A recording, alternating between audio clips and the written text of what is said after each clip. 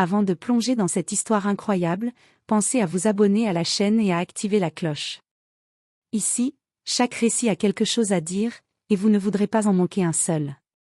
Dans les couloirs impeccables du prestigieux lycée Roosevelt, tout respirait la réussite, la discipline, et l'entre-soi. Les casiers alignés comme des soldats, les murs décorés de trophées et de photos encadrées de jeunes lauréats aux noms à consonance anglo-saxonne, Kennedy, Whitmore, Sinclair, Reynolds. Des noms hérités, transmis, honorés. Ici, les élèves portaient des polos brodés aux initiales de l'école, et les SUV déposaient chaque matin leur progéniture comme on livre un colis fragile au personnel d'un hôtel 5 étoiles. Ce lycée, situé au cœur verdoyant d'une banlieue cossue du Connecticut, portait la réputation d'excellence, mais aussi celle d'un monde étroit, bien poli, bien gardé.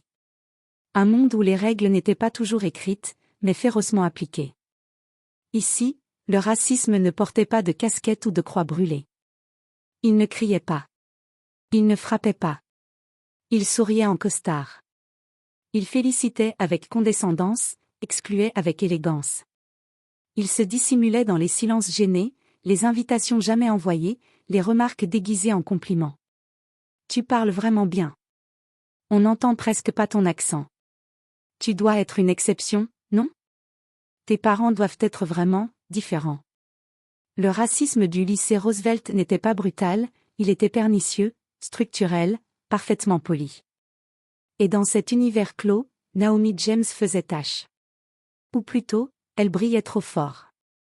À 15 ans, Naomi avait l'élégance tranquille de ceux qui savent d'où ils viennent, même quand les autres l'oublient ou la réduisent à un cliché.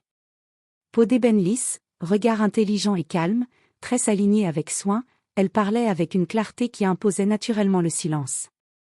Fille d'une professeure d'histoire de l'art et d'un général de l'armée américaine, elle avait grandi entre livres, musées et bases militaires. Dans sa maison, on lui avait enseigné à ne jamais hausser la voix, mais à faire entendre sa présence. Sa mère lui répétait souvent. Dans ce monde, on essaiera de te faire sentir comme une intruse. Rappelle-toi, Naomi, l'élégance et la vérité seront toujours ta meilleure réponse. Et son père, entre deux missions, lui murmurait avec fierté. Ne baisse jamais les yeux, sauf pour éviter le mépris des petits hommes. Alors Naomi était arrivée à Roosevelt avec ambition et foi en ses capacités. Elle levait la main en classe, répondait sans hésiter, excellait en sciences comme en littérature. Elle ne courait pas après la popularité, mais elle attirait naturellement l'attention, et donc la jalousie. Car dans une école où les destins semblaient déjà tracés dès la naissance, voir une jeune fille noire dominée par le mérite dérangeait. Elle remettait en question un équilibre tacite. Elle devenait, malgré elle, une menace silencieuse. Certains professeurs l'admiraient, d'autres l'ignoraient ostensiblement. Mais ce sont surtout les élèves, ceux qui sentaient leur statut héréditaire faiblir face à cette nouvelle venue brillante, qui décidèrent de lui faire payer sa différence.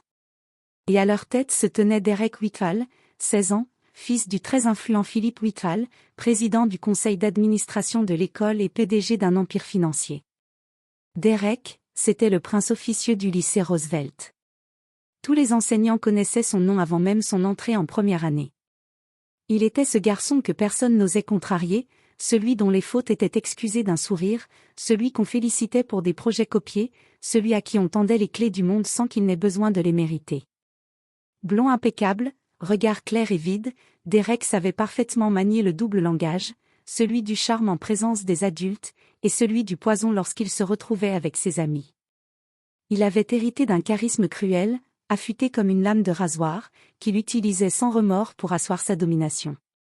Quand Naomi James fit son entrée dans l'établissement, il la remarqua immédiatement. Pas à cause de son style, ni de son allure, mais à cause de ce quelque chose qu'elle dégageait, un calme profond, une assurance discrète, une intelligence qui ne cherchait pas l'approbation. Et surtout, elle n'avait pas peur de lui. Il fallait donc l'écraser.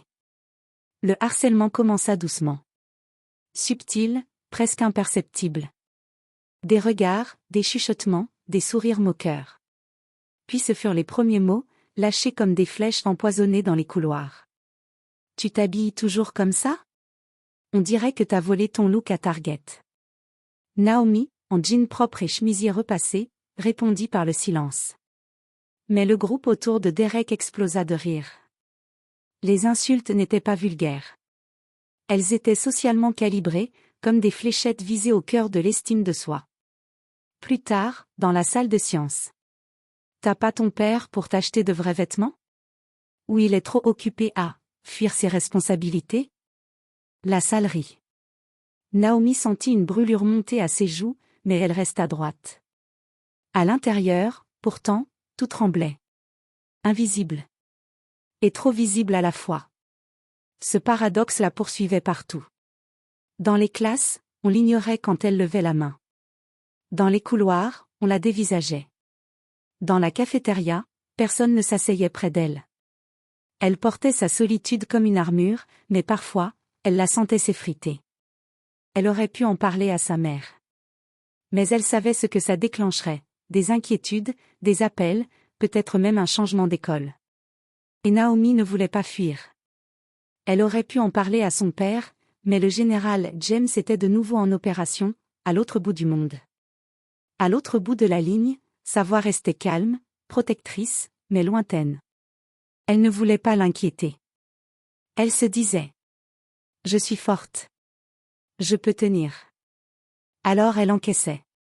Chaque jour, un peu plus. Chaque humiliation, chaque allusion sournoise sur sa couleur de peau, sur ses origines supposées, sur l'absence imaginaire d'un père. Ce que Derek et ses amis ignoraient, c'est que Naomi notait tout. Dans un petit carnet à spirale, dissimulé au fond de son sac, elle écrivait. Pas pour se plaindre. Pour comprendre. Pour garder une trace. Pour construire sa réponse. Parce qu'elle savait, au fond d'elle, qu'il suffirait d'un seul appel. Mais elle attendait. Parce qu'on lui avait appris. N'appelle pas la tempête pour une brise. Mais la tempête approchait. Ce jeudi-là, comme chaque jour de la semaine, la cafétéria du lycée Roosevelt était un tourbillon d'effervescence, un carrefour d'odeurs, de bruits, de rires et de conversations à voix haute. Des groupes d'élèves s'agglutinaient autour des tables, échangeant les derniers potins, les résultats d'examen, les ragots. Les murs résonnaient des claquements de plateaux, des coups de fourchette sur les assiettes, des éclats de voix qui montaient et redescendaient en une symphonie chaotique. Naomi James, elle, savait qu'elle ne pouvait pas jouer le jeu. Elle avait appris à se fondre dans le décor, à se faire petite, à éviter les groupes trop bruyants, les regards trop insistants. Ce jour-là, elle avait choisi une table isolée près d'une fenêtre, un coin discret où la lumière tamisée éclairait son visage concentré. Elle ouvrit son livre de biologie, plongeant dans l'étude des cellules et de leurs mécanismes complexes, un monde bien plus rassurant que les couloirs du lycée. Mais ce sanctuaire fragile n'allait pas durer. De loin, Derek Whitall et sa clique s'approchèrent, bruyants et sur deux. Derek, le sourire en coin, les yeux brillants de malice, traversa la salle avec la démarche d'un roi marchant vers son trône. Ses amis, derrière lui, éclataient de rire en se partageant des plaisanteries lourdes. Sans prévenir, sans aucun signe d'avertissement, Derek saisit le plateau que Naomi venait de poser devant elle et le renversa violemment sur ses genoux. Le mac and cheese chaud et crémeux s'écoula lentement sur son pantalon, le soda pétillant éclaboussa ses mains et sa serviette, trempant son livre et la table. Un silence soudain tomba sur la cafétéria. Tous les regards se tournèrent vers Naomi. Puis éclatèrent les rires. Les élèves riaient à gorge déployée, certains mimant des gestes de dégoût. Derek, lui, éclata de rire le plus fort, triomphant. Naomi resta immobile un instant, le cœur battant la chamade, le souffle court. La honte brûlait ses joues. Elle se leva lentement, le pantalon collant à la peau, les mains tremblantes. Elle prit une profonde inspiration, gonfla la poitrine pour maîtriser la colère qui montait en elle. Tu sais quoi, Derek? T'es allé trop loin. Sa voix était calme, ferme. Sans trembler. Derek la regarda, un rictus moqueur sur les lèvres. Oh, vraiment, dit-il, le rire toujours présent. Tu vas pleurnicher chez ta mère?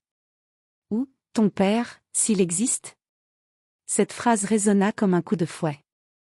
Mais cette fois, Naomi ne trembla pas.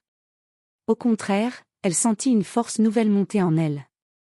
Sans un mot, elle sortit son téléphone, ouvrit ses contacts, et composa rapidement un numéro qu'elle connaissait par cœur. Elle mit le haut-parleur. Sa voix, cette fois plus posée, presque froide. Papa? C'est moi. Il recommence. À l'autre bout du fil, une voix grave, posée, un murmure qui imposait respect. Où es-tu, Naomi? À la cafétéria. Ne bouge pas. J'arrive. Dans la cafétéria, un frisson parcourut la foule. Derek, ignorant tout, éclata de rire plus fort, faisant claquer ses mains. Oh, attention les gars.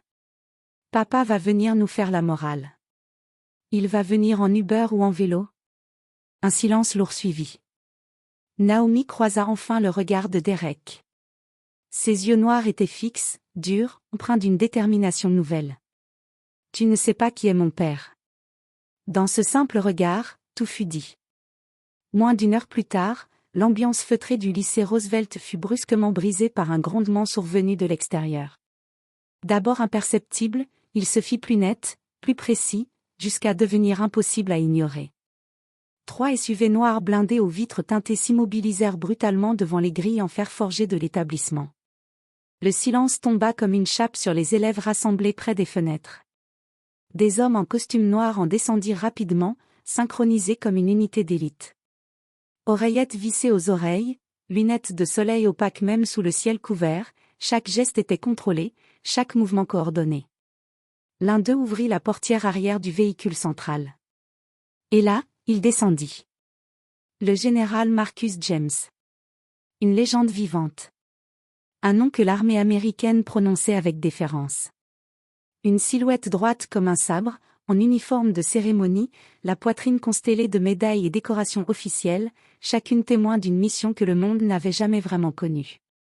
Des yeux d'acier, un visage taillé à la serpe, impassible. Ses bottes claquèrent sur le sol avec une autorité naturelle. On aurait dit que le sol s'écartait devant lui. Les surveillants, restés plantés devant l'entrée, se figèrent en le voyant. Même ceux qui ignoraient son nom comprirent en une seconde qu'un homme d'un autre monde venait d'entrer dans le leur. Le proviseur, M. Leonard Rowling, descendit en hâte les marches du bâtiment, le visage pâle, un sourire incertain aux lèvres. « Général, nous n'étions pas informés de votre visite. » Mais Marcus James ne ralentit pas. Il le dépassa d'un pas ferme. « Je suis là pour ma fille.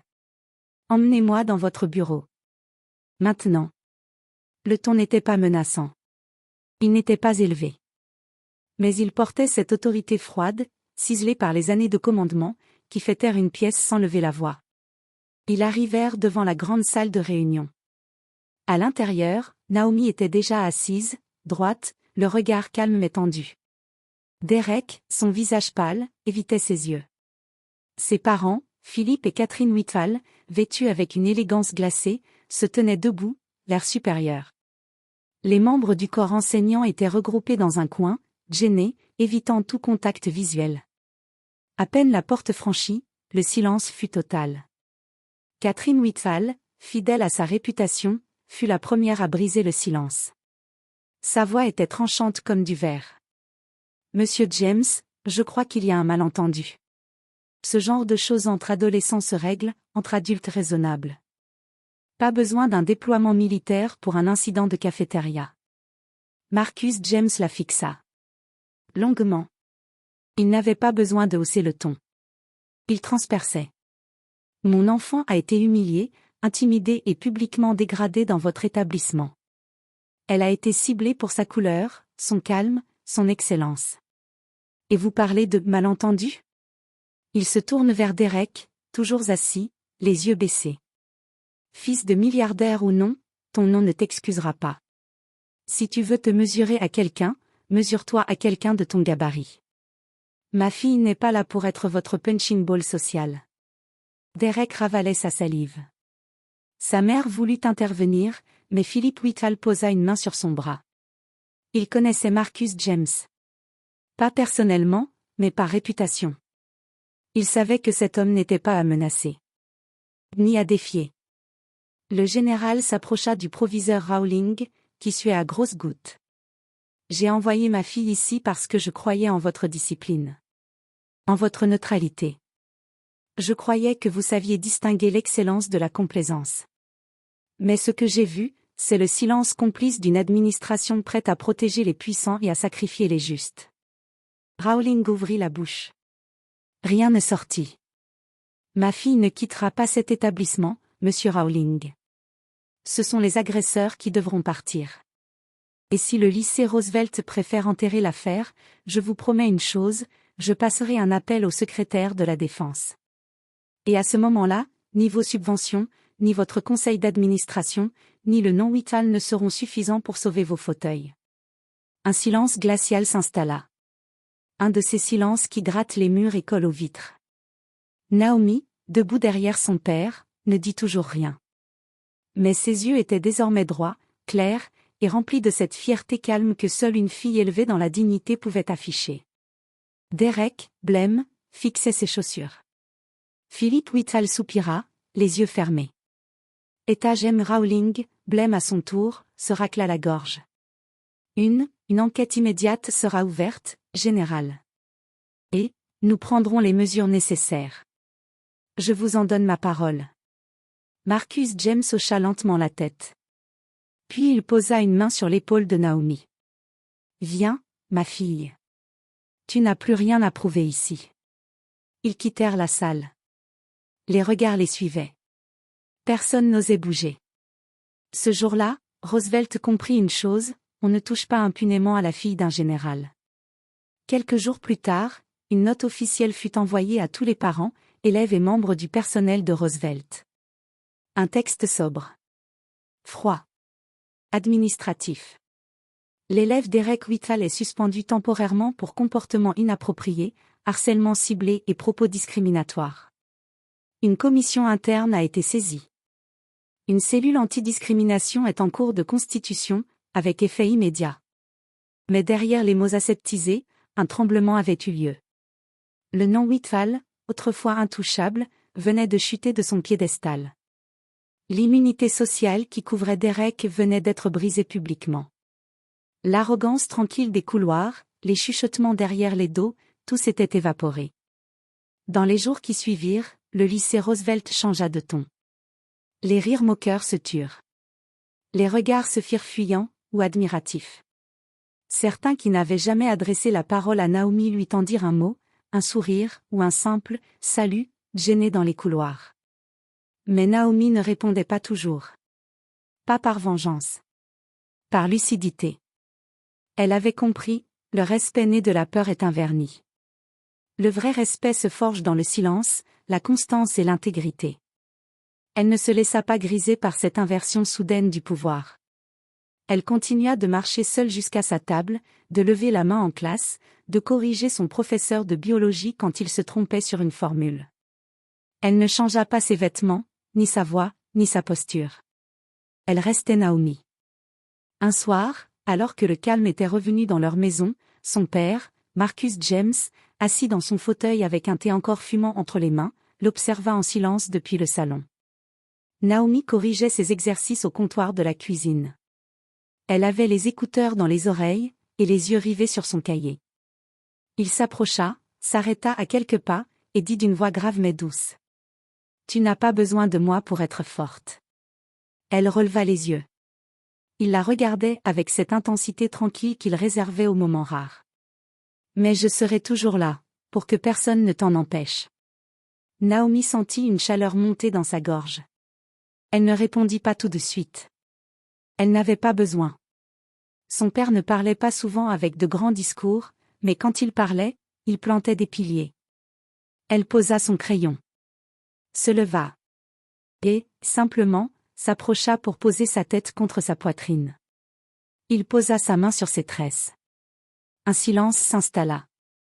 Un silence doux. Solide. Les semaines passèrent. Et avec elles, Naomi bâtit peu à peu une place qu'aucun nom, aucune famille, aucun privilège n'avait pu lui offrir, une place qu'elle s'était forgée seule, avec patience, intelligence et courage. Et si, parfois, des regards la jugeaient encore, elle savait désormais quoi leur répondre. Pas avec la colère. Pas avec la plainte. Mais avec cette certitude silencieuse que son père lui avait laissée. Être forte, ce n'est pas élever la voix. C'est rester debout quand tout veut agenouiller.